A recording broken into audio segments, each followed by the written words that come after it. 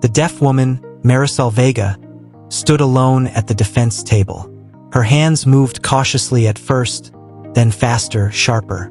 She was signing a question everyone in the room should have been able to answer.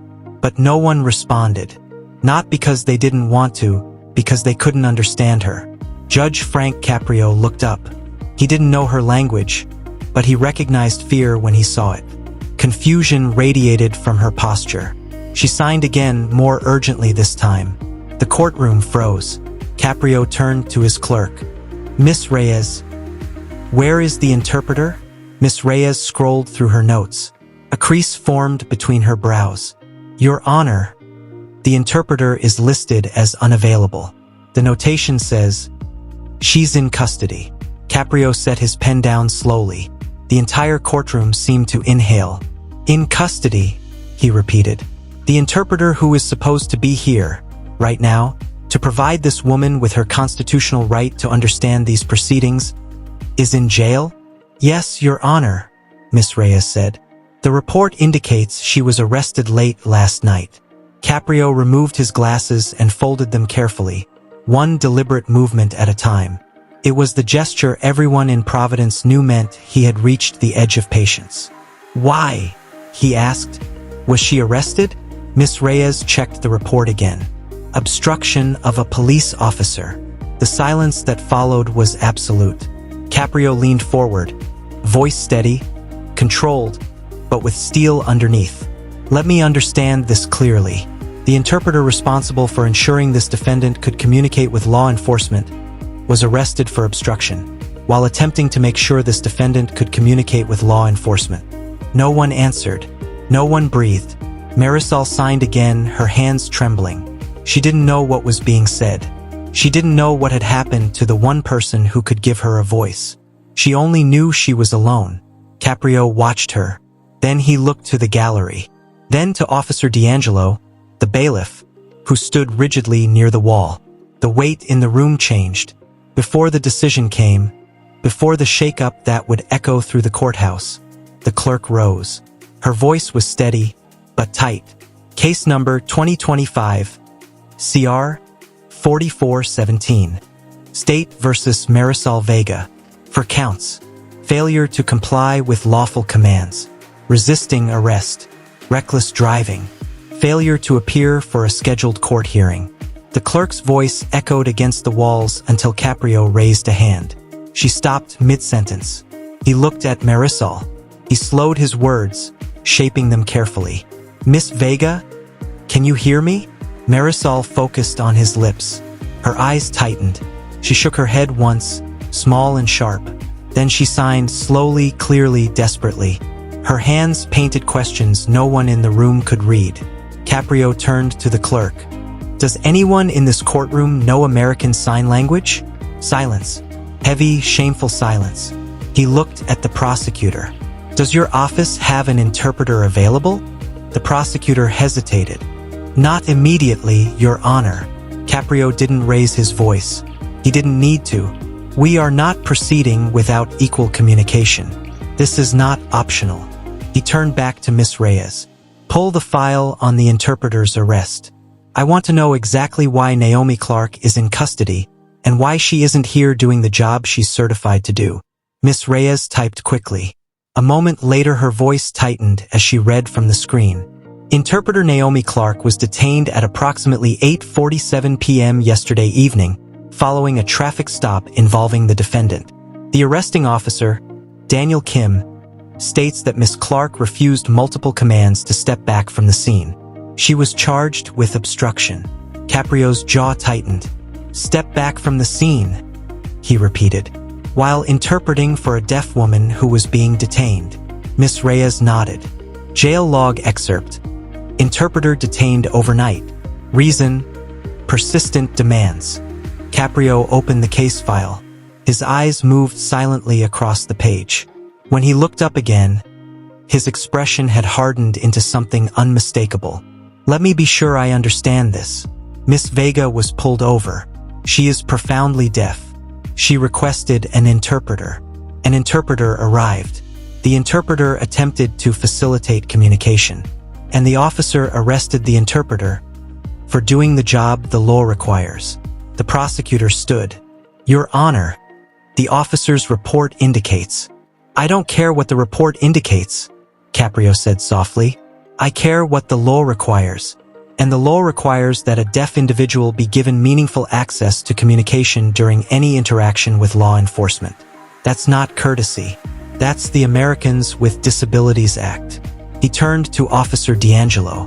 Bring Officer Kim into this courtroom. Now. Marisol signed again, quick, frightened movements. She didn't know what was happening. Didn't know where Naomi was. Didn't know why the world had gone silent around her. Her isolation deepened with every passing second. Caprio watched her hands. He lowered his voice.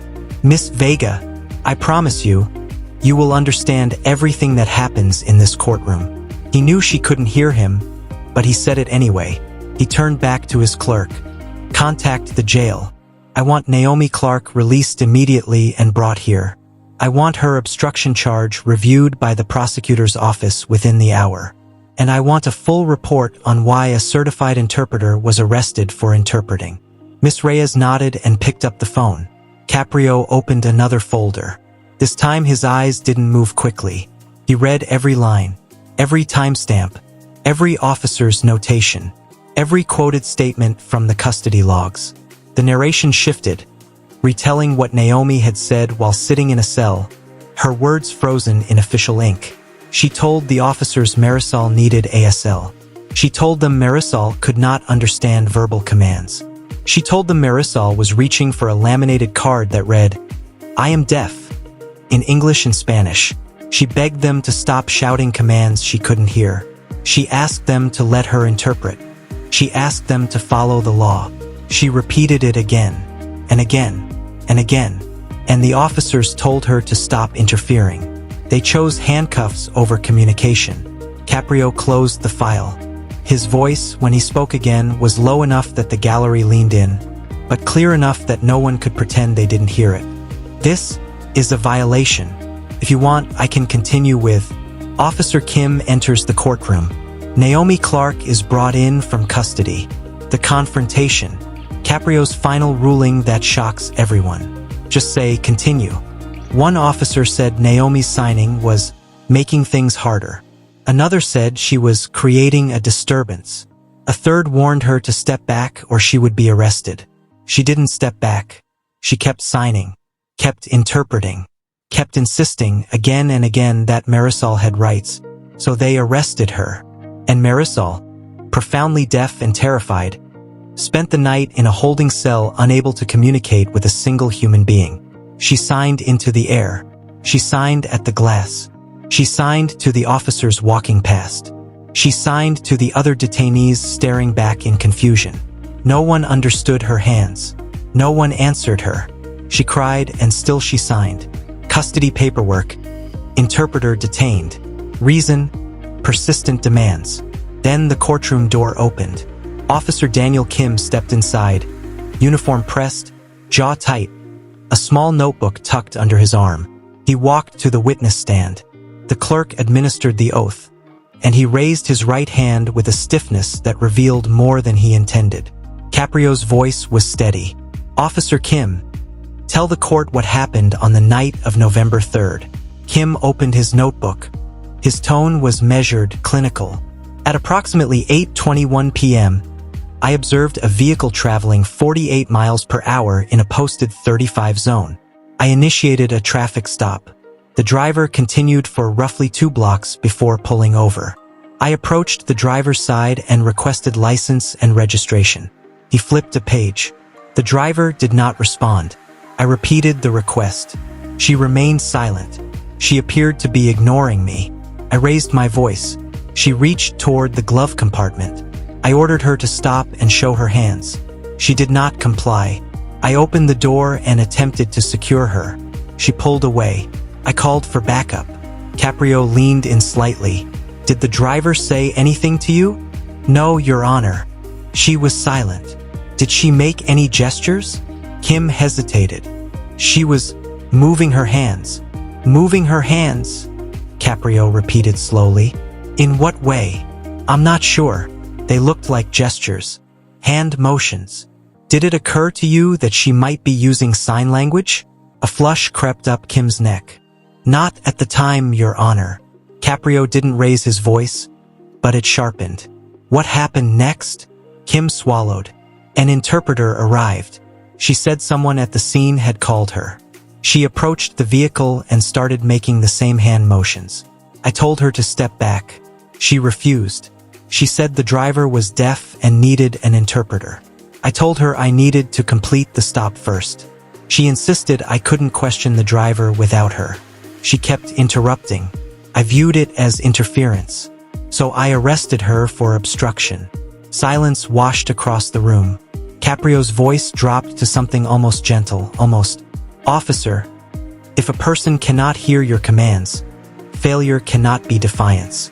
Kim's shoulders stiffened.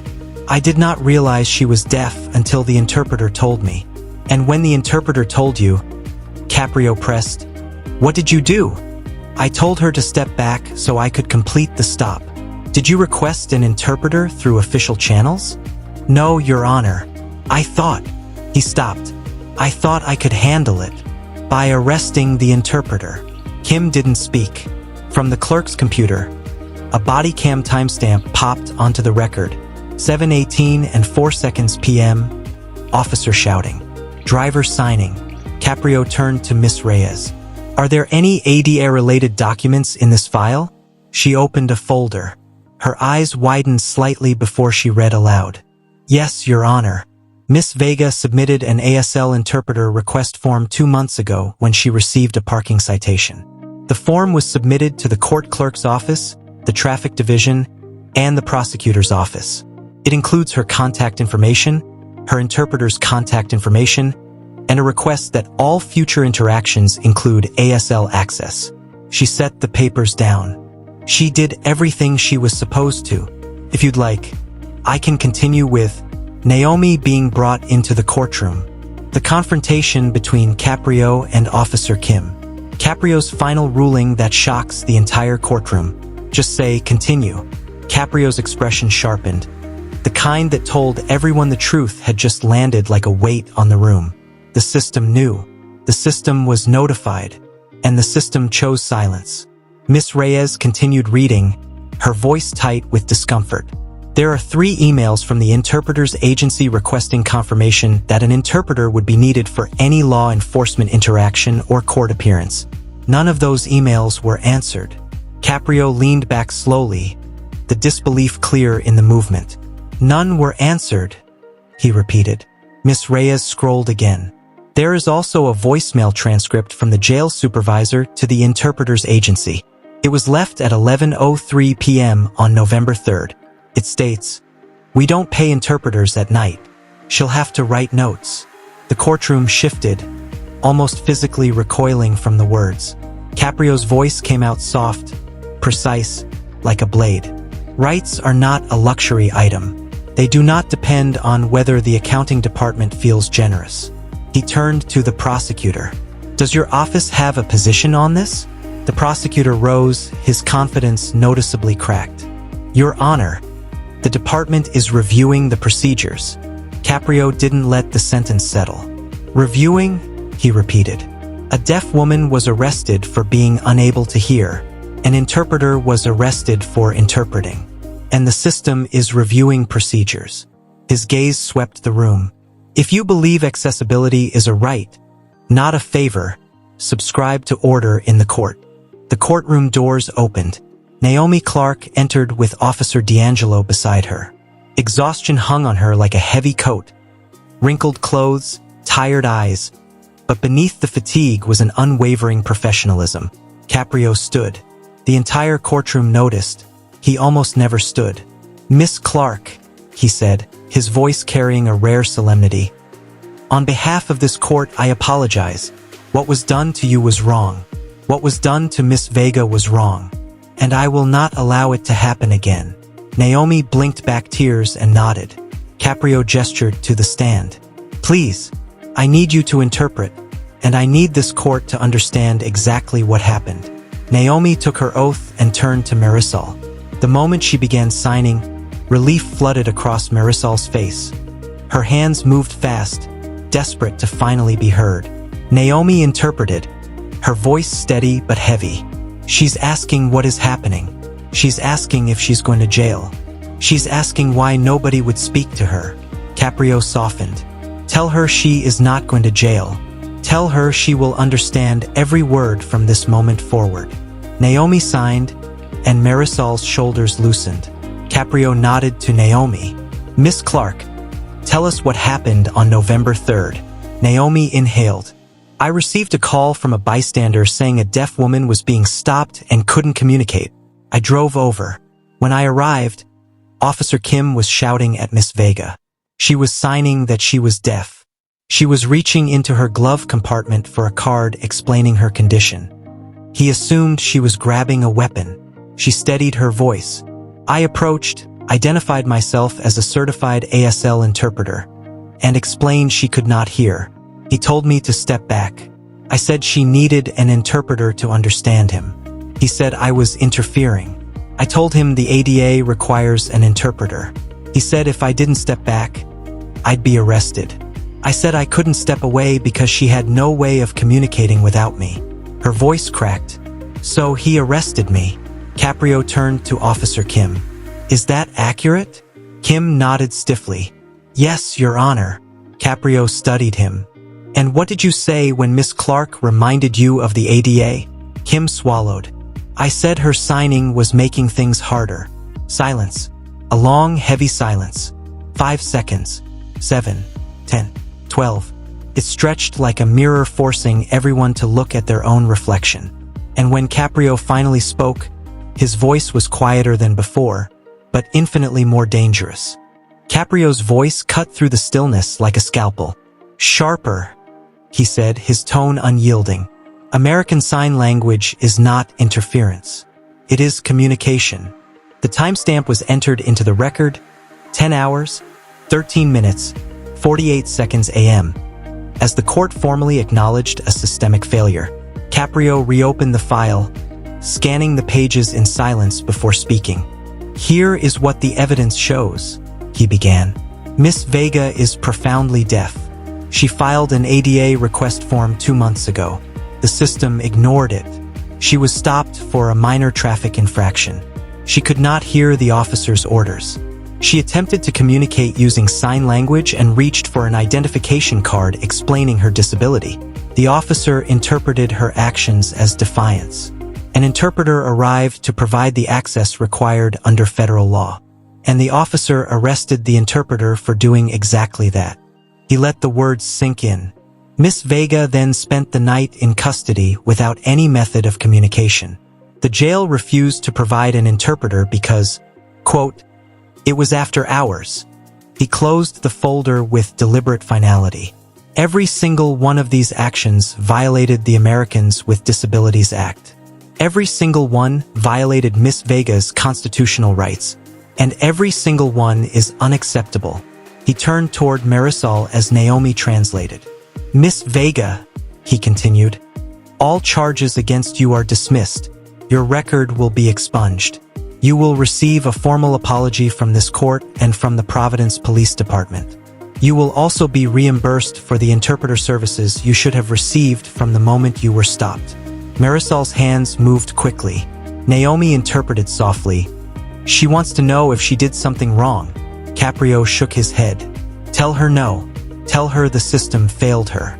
And tell her I intend to make sure it never fails another person the way it failed her. His gaze shifted to Officer Kim. Officer, you will complete 40 hours of ADA compliance training. You will submit a written report on disability rights in policing. And you will personally apologize to Miss Vega and Miss Clark. Kim swallowed and nodded. Yes, Your Honor. Caprio then addressed the prosecutor. Your office will review the obstruction charge against Miss Clark. I expect it dismissed within 24 hours. She will also be compensated for her unlawful detention. Turning to Miss Reyes, his tone became administrative but no less firm. This court will implement immediate policy reforms. First, a 24-hour ASL interpreter hotline for all police interactions. Second, mandatory disability awareness training for every Providence police officer within 60 days. Third, a custody ADA compliance officer to ensure accommodations for all detainees with disabilities. Fourth, any ADA request filed with this court must be flagged and confirmed within 48 hours. The clerk typed rapidly, ADA violations, documented, corrected, codified. Caprio leaned forward, the weight of his words filling the room. Disability is not defiance. Silence is not resistance. It is simply a language many people never bothered to learn. He exhaled. Miss Reyes, prepare a full report on this case. Send copies to the Department of Justice Civil Rights Division. They need to know what happened here and what steps we are taking to repair it. Yes, Your Honor, she replied. Caprio turned back to Naomi. Miss Clark, thank you for standing up for Miss Vega. You upheld the law when others dismissed it. That took courage, and it cost you a night in jail. I am deeply sorry, and this court is grateful. Naomi looked at Marisol, signing gently as the courtroom watched in absolute silence. Marisol signed something softly, her movements trembling with emotion. Naomi interpreted, her voice barely above a breath. She says thank you. She says she thought no one would listen. Caprio looked at Marisol with a calm, steady gaze. Tell her I listened, he said. Tell her this court listened. And tell her that from this moment on, the system will listen too. A narrator's voice carried the message outward. Should every police department require disability training? Tell us below. An announcement memo appeared in the record.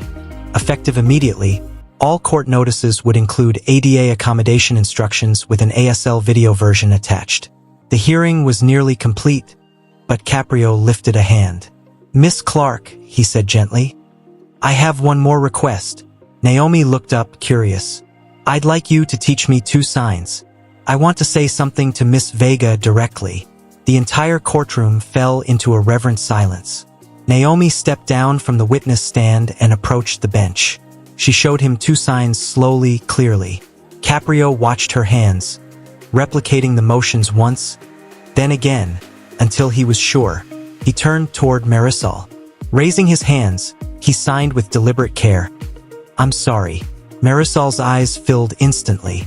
Tears spilled, quiet, heavy, full. Caprio signed again. Thank you. Marisol responded with a gesture that needed no interpreter. One hand pressed over her heart, a small bow of her head. Naomi's voice trembled as she translated. She says, You gave her voice back. Caprio shook his head. No, she always had a voice. We just weren't listening. And in that moment, justice spoke without sound, spoken entirely in silence. He turned to the gallery. If you believe justice must be accessible to everyone, he said, subscribe to Order in the Court, and be ever warned. 3 weeks later, the Providence Police Department launched a comprehensive disability rights training program. Every officer completed it. Officer Kim was among the first to graduate. His final written assignment carried a title that would stay with him for years. The language I didn't know. The new 24-hour ASL interpreter hotline logged 32 calls in its first month. 32 individuals who might once have been arrested for not complying were instead given the communication access they had always been entitled to. Naomi Clark's obstruction charge was dismissed with prejudice. The city issued a formal apology. Her compensation covered the night in custody, missed work, and emotional distress. Marisol Vega's arrest record was erased entirely. She received a direct apology from the police chief. Later, the mayor called to thank her for exposing the failures in the system. Failures now being repaired because of her courage. The court's ADA request forms were redesigned from the ground up. They now existed in ASL video format, in Braille, in large print, and in 15 different written languages. Every submission triggered an automatic confirmation and a follow-up accessibility check. The Department of Justice reviewed Caprio's full report. They adopted it as a model for ADA compliance reforms in municipal courts across the country. On Caprio's desk, he kept a handwritten note card. For simple words, he looked at every morning before court began. Silence is not resistance. It may be a language you never learned. And on the wall behind the bench, Visible to every citizen who entered the courtroom, hung a small framed message written in American Sign Language. Said simply, "Justice for all, and everyone." Dramatization created for storytelling and educational purposes, not legal advice or reporting.